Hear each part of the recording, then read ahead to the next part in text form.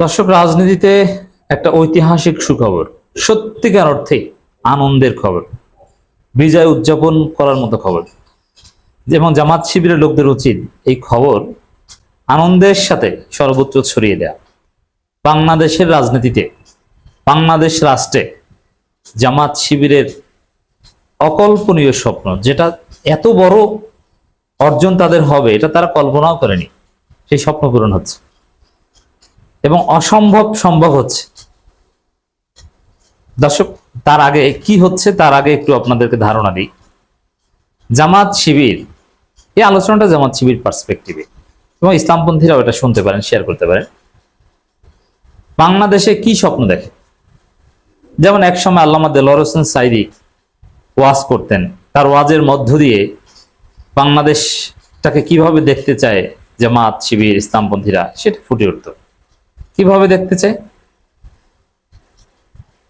যে বাংলাদেশ এমন একটা রাষ্ট্র হবে যেখানে নামাজের টাইম হলে সবাই নামাজে চলে যাবে, সরকারি অফিস আদালতের সমস্ত কার্যক্রম বন্ধ থাকবে, সবাই জামাতে নামাজ পড়বে। এই দৃশ্য দেখতে চায়। এটা একটা দিক। দোকানপাট সব বন্ধ হয়ে যাবে সৌদি আরবের মতো। এটা জামাতের একটা স্বপ্ন। আমি জামাতের স্বপ্নটা দেখাচ্ছি। এবং তাছাড়া দুর্নীতি মুক্ত একটা বাংলাদেশ হবে, যেখানে কোনো ঘুষ থাকবে না, সরকারি কর্মকর্তাদের স্যার স্যার বলা লাগবে না, বরং আপনাকে সরকারি কর্মকর্তারা স্যার স্যার বলবে। সচিবালয় কোনো ঘুষ, অনৈতিক বাণিজ্য এগুলো চলবে না, মানুষের দোরগোড়ায় সেবা পৌঁছে দেওয়া হবে। এগুলো তো স্বপ্ন আছে, এগুলো বলতে গেলে তো অনেক, কিন্তু আমি জাস্ট একটা পার্সপেক্টিভ আলোচনা করব। কিন্তু এগুলো করতে গেলে আপনি মানুষের দোরগোড়ায় সেবা পৌঁছে দেবেন, ঘুষ দুর্নীতি মুক্ত ইনসাফ ভিত্তিক একটা সমাজ, কোনো না মানুষ না খেয়ে মরবে না, রাস্তাঘাটে কোনো ভিক্ষুক থাকবে না, সবাইকে রাষ্ট্রীয়ভাবে পুনর্বাসন করা হবে, এরকম অনেক স্বপ্ন আছে, এবং নামাজ কায়েম হবে। এগুলো করতে হলে তো আপনাকে ক্ষমতায় এসে টিকে থাকতে হবে। তো এই জন্য আসেন, ক্ষমতায় এসে টিকে থাকতে হলে জামাত কি স্বপ্ন দেখে? জামাত স্বপ্ন দেখে আর একটা জিনিস, যে প্রধানমন্ত্রী যিনি হবেন তিনি নামাজ শুধু পড়বেন না, তিনি নামাজ ইমামতি করতে পারবেন। সেনাপ্রধান সেনাবাহিনীর পোশাক পরে তিনি ইমামতি করবেন, যুদ্ধের ময়দানে ইমামতি করবেন। এটা একটা বড় স্বপ্ন। তো সেটা কিন্তু পূরণ হয়ে গেছে। দেখেন, জামাত শিবির, গোলাম আজম, নিজামী, মুজাহিদ কিংবা আল্লামা সাইদি, কাদের মোল্লা, কামরুজ্জামান কেমন সেনাবাহিনী চান? যেমন সেনাবাহিনী চান, বর্তমানে বাংলাদেশ সেনাবাহিনী কিন্তু এরকম।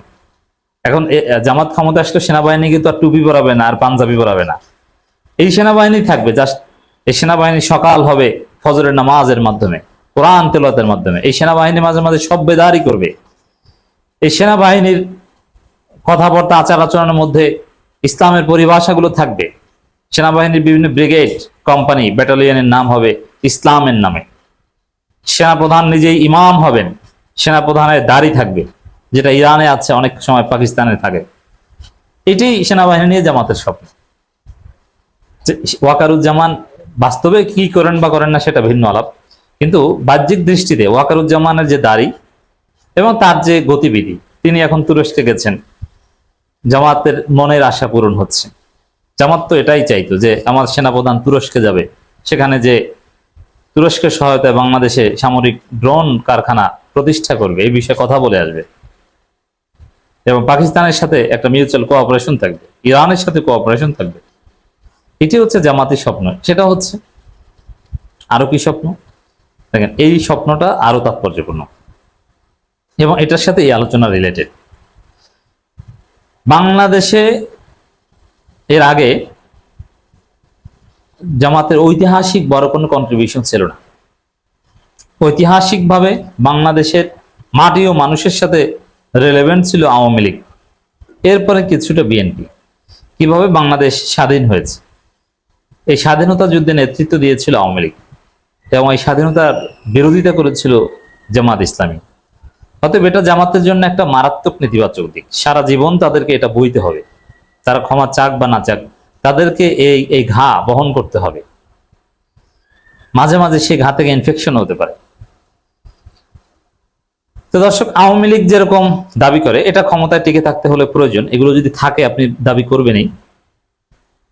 বিএনপি যতটুকু আছে ততটুকু দাবি করে, জামাতে থাকলে জামাতে করতো। যেমন 1971 সালে যে মুক্তিযুদ্ধ হয়েছে, ওই মুক্তিযুদ্ধটা যেভাবে আওয়ামী লীগের নেতৃত্ব হয়েছে ওইভাবে যদি জামাতের নেতৃত্বে হতো, তাহলে জামাতও তাদের যে নেতার নেতৃত্বে, সাপোজ গোলাম আজমের নেতৃত্বে মুক্তিযুদ্ধ হলো, সাপোজ, এটা আবার কেউ হাসাহাসি করবেন না, তাহলে গোলাম আজমকে হয়তো জাতির পিতা বলতো, অথবা কয়েকজন জাতির পিতার মধ্যে তাকে একজন বলতো, অথবা মুক্তিযুদ্ধের বাংলাদেশের স্বাধীনতার মাস্টার মাইন্ড বলতো, মহানায়ক বলতো, কিছু একটা বলতো, এবং তাদের নেতৃবৃন্দকে সেক্টর কমান্ডার, মহান, এরকম কিছু কোনো না কোনো ভাবে সেলিব্রেট করতো।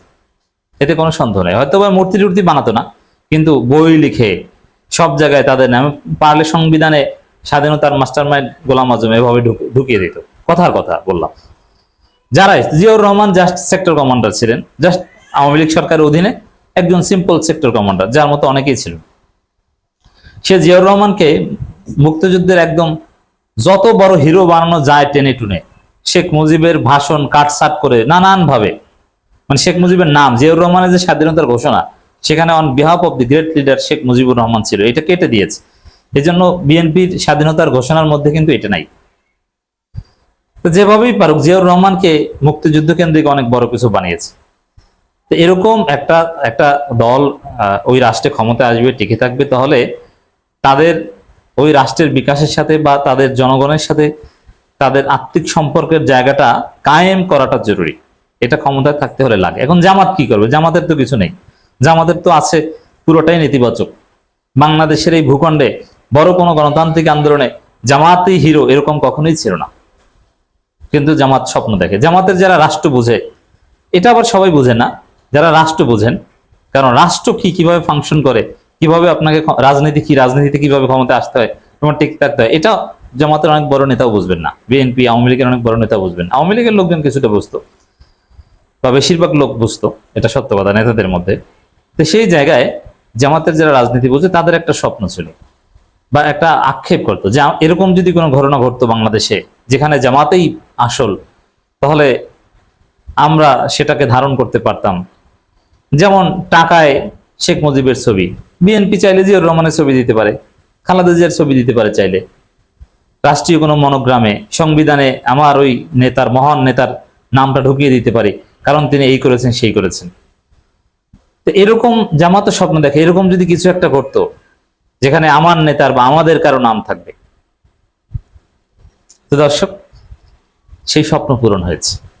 24-এর বিপ্লব হয়েছে, এখানে জামাত একদম মূল ভূমিকা ছিল। আর অনেকে ছিল, কিন্তু Jamaat one of the masterminds, আমি বলছি না যে একমাত্র।